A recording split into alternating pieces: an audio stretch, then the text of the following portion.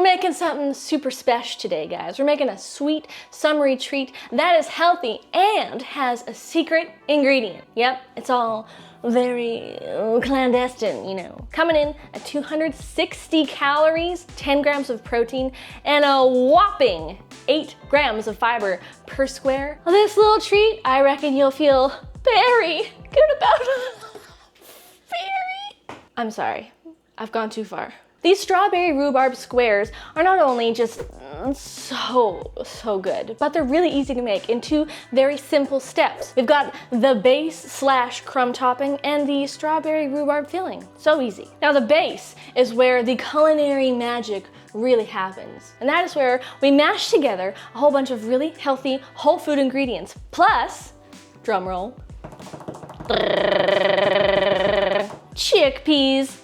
Yep. Bet you didn't see that one coming, unless you did, because let's face it, everyone is finding ways to sneak chickpeas into desserts these days. So we're gonna start by making the strawberry rhubarb filling. Now, we would naturally need strawberries and some rhubarb.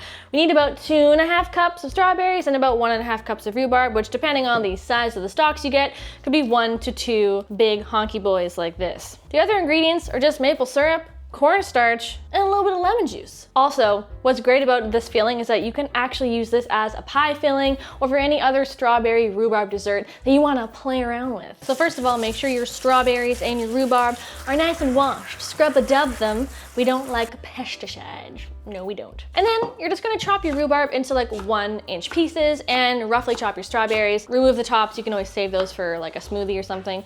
And then we're just gonna put them in a pot or a saucepan and head right over to the stove. We're just gonna add the fruit right in. Then we're gonna add in the juice of about a half a lemon, about 2 tablespoons. Squeeze! Oh my gosh, this thing is hard. Plus a 1/4 cup of maple syrup, just for a little bit of sweetness. A teaspoon of vanilla, which I failed to mention earlier. My bad. And a little pinch of salt. Get that heating over medium heat, give it a little stir, put a lid on her. Then you're just gonna let that get all nice and stewy, cook it for about 10 to 12 minutes. You should be able to start mashing it with a fork or a potato masher and kind of turn it into like a really thick puree. And at that point, you can go ahead and add a cornstarch slurry with 3 tablespoons of cold water and about 2.5 tablespoons of cornstarch. Stir it in, let it thicken up for about a minute or 2. It really shouldn't take longer than that. Then just push it aside, let it chill out for a few minutes while we go ahead and make our chickpea base. I know that there's a few of you out there who right now are probably questioning my sanity, wondering, really Janelle, like chickpeas, are you okay? Are you sure that this is actually going to taste good? I had the exact same thought when I was recipe testing this. I was questioning my own sanity. But I have learned that chickpeas are one of those things that if you add the right ingredients to it, you can absolutely disguise the taste of chickpeas, nay, even enhance the flavor of chickpeas and make it taste so gosh darn good. Okay, you gotta trust me. You just gotta trust me, okay? Grab yourself a food processor and add in your chickpeas. That was 3 cups, by the way, of canned chickpeas. Then we're gonna add about 3/4 cup of rolled oats. I like to use sprouted because they're higher in protein. Plus a 1/4 cup of hemp seeds, also packed with protein and healthy fats for your brain. And a 1/4 cup of powdered peanut butter, also, might I add, packed with protein. And it does not give an overwhelmingly peanutty flavor to the dough. In fact, I hardly even notice it at all. If you don't want to use powdered peanut butter because you have an allergy or something, you can totally swap this for whatever nut or seed butter of your choice, but just note that it will increase the calories slightly. Actually, quite a lot, because you know, more fat. We're gonna add 2 teaspoons of baking powder just to give a little lift. Then we're gonna add in 6 medjool dates that have been pitted, of course. And then we're just gonna pulse this up, blend it up on high speed for about a minute or so, just until it's like well combined, turns into a really thick dough that you can squeeze and it'll hold its shape. You might have to stop and scrape down the edges from time to time if things are getting a little bit too thick, but boom, baby, that is the texture we want. It's thick and pliable like cookie dough, and yeah, that is magical stuff right there.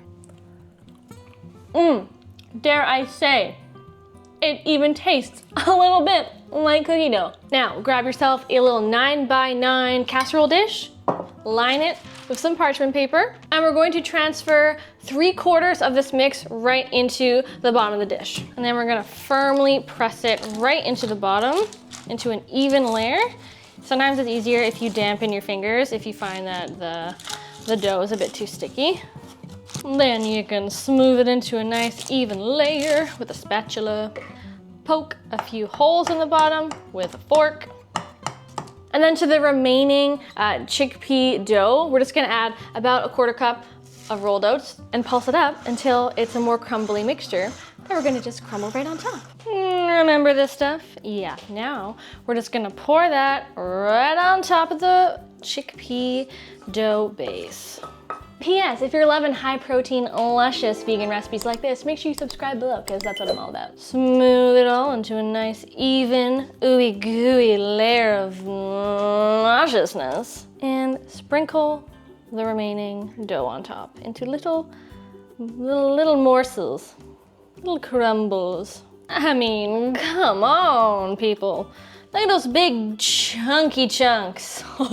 Now you may gracefully pop her into the oven. We're gonna bake her up for about 35 to 40 minutes, just until the crumb topping looks nice and golden and slightly crisped, and the strawberry rhubarb filling has really started to bubble and has deepened in color a little bit. Yoink! Once this bad girl comes out of the oven, I like to let it cool to room temperature, and then I actually like letting it chill in the fridge overnight. You can totally eat it warm, but my personal preference is when it's nice and cold. I just find that they are easier to cut into squares when they're cold, so that is what I'm gonna do. And here is the final product the next morning. Oh my gosh, you guys, they are ooey gooey deliciousness. They are perfectly sweet, a little bit sticky and jammy, and the texture of that chickpea crumble base and topping, oh my gosh, it is so freaking good. The perfect summer treat. You guys are gonna love them, and let me know what you think when you try them. Recipe is down below, and if you want more high protein recipes just like this one, subscribe because that's what I'm all about. And if you love strawberry rhubarb, go check out my last overnight oats recipe that I just posted in this video right here. It's so good and you don't want to miss it. Okay, I love you and I'll see you in the next one. Bye bye.